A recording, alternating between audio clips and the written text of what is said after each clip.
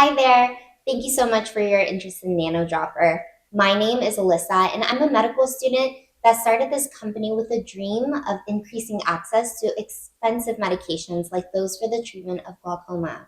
The Nanodropper adapter replaces the original cap with its own pop-off cap and a soft medical-grade silicone tip to create a drop that is a third of the size. Just what our eyes need. Now here's a few tips I learned when using the Nanodropper.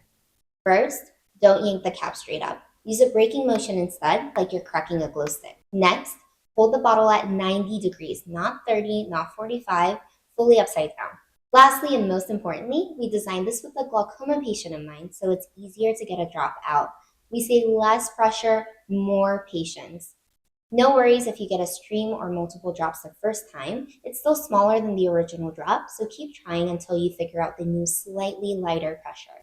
Thank you for your attention and drop on.